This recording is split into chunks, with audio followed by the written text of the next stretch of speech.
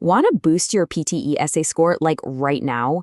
Then you have come to the right place. We're about to break down the exact techniques that will take you from feeling completely stuck to nailing that top score. So let's dive right in. Does this sound a little too familiar? You practice, you write, you study, but your essay score just will not budge from that wall. You know, that 40 or 50 you just can't seem to break? Well, you're definitely not alone. So many people hit this exact same wall because, honestly, they're focusing on all the wrong things. So what's the secret? What do the high scores know?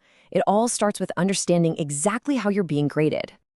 All right, let's pull back the curtain. See, your score isn't just one big blob called content. It's broken down into all these pieces: structure, linguistic range, grammar, and more. Really getting this breakdown is the most critical first step. If you're only focused on one area, you're just leaving points on the table. We're going to tackle this piece by piece, starting with the absolute foundation, your structure. So that brings us to our very first pillar, the art of articulation. And this right here is where most people go wrong. They think that more ideas somehow means more marks. But the PTE system is actually looking for the total opposite. It wants depth, not breadth. And just look at this. This slide shows the difference perfectly. On the left, you see a writer just listing out 6 different, kind of shallow ideas. Nothing is really explained. But on the right, the writer takes just one of those ideas and develops it fully. This is what scores those big marks for coherence and development. So the real question is, how do you actually do it? Okay, so here it is. This is the secret sauce. It's a simple, totally repeatable 4-step process for every single one of your body paragraphs. You start with your main idea. Then you immediately answer the question why with a supporting idea. After that, you give a specific example to prove your point. And then you just wrap it all up with a concluding sentence. Main idea, support, example, conclusion. That's it. It's that simple. And I really want to double down on step 3, the example. This isn't just filler to get your word count up. Think of it as the evidence that proves your case. A really specific example makes your main idea tangible, and it shows the scoring system that you can logically expand on a topic. So whatever you do, never ever skip the example. All right, so once you've got your structure down pat, it's time to zoom in on the words and sentences themselves.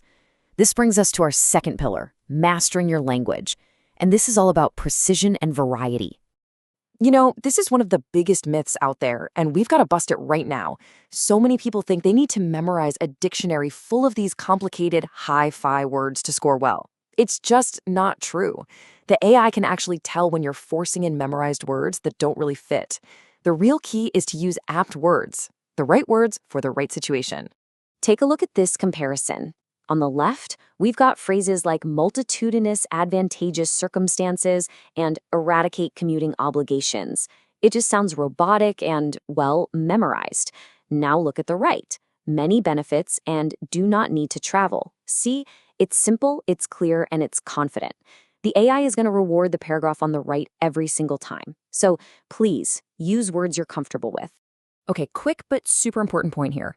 How many spelling mistakes can you make and still get the full 2 marks for spelling?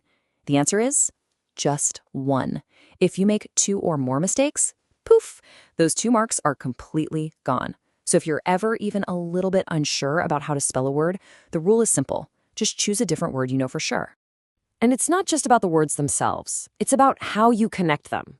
The sentences on the left are really short and choppy. Yeah, they're grammatically correct, but this isn't going to score well for what's called linguistic range. On the right, though, the ideas are combined using connecting words. This creates a much smoother flow, and it shows the computer you have a higher level of language control. So you can have the best structure, the most beautiful language, but if that clock runs out, it's all for nothing. And that brings us to our final pillar, having a smart, practical strategy for tackling the test itself inside that very tight 20-minute window. I'm telling you, that first minute, it might be the most important minute of the whole 20. Don't just jump in and start writing. Read the question carefully, twice. Figure out what type of question it is. This is what's going to dictate your entire essay structure, so you have to get it clear in your head before you type a single word. Let's take a specific case. Say you get a comparison question, one that uses the word than. Well, this is the structure you need to follow. You argue your side in paragraph 2. But then, and this is so crucial, in paragraph 3, you have to bring up the opposing view, the counterargument, and then immediately shut it down. This shows the AI that you can handle complex arguments, and it's absolutely essential for getting a top score on this type of question. So, how much should you actually write? Well, the official range is 200 to 300 words, but the real sweet spot, the Goldilocks zone, is right around 250 to 270. This gives you plenty of room to use that four-step formula properly without feeling rushed. Remember, the more you write, the higher the chance of making a mistake. So aim for quality right in that range. Okay, let's put it all together into a simple timeline. You've got 20 minutes, spend 1 minute, just one, analyzing the prompt and planning. Then spend about 15 minutes writing. And this part is absolutely non-negotiable. Leave the last 3 to 4 minutes purely for proofreading. You have to build this into your practice. And why is proofreading so important? Well, because those last few minutes can literally be the difference between a low score and a high one. Just as this chart shows, catching a couple of silly spelling mistakes or a missing period can dramatically lift your grammar and spelling marks. It's truly the easiest way to pick up points you would have otherwise lost. We've covered a lot, right? The 3 pillars: articulation, language, and strategy. Now, let's turn all this knowledge into your personal action plan. So let's boil it all down. Here are your key takeaways. First, for articulation, remember quality over quantity. Develop one idea per paragraph with that 4-step formula. Second, for language, use words you actually know, double-check your spelling, and mix up your sentence types. And third, for strategy, always analyze the prompt first and save that crucial time at the end to proofread. So there you have it, the complete framework for a high-scoring PTE essay. You see, the system isn't some big mystery. It's just a set of skills that you can practice and master. The only real question left is, which of these 3 pillars will you focus on first to unlock your best score? Now, if you want to put all this into practice with me directly, I'm offering a personalized 15-minute one-on-one class this week, and it's completely free. Just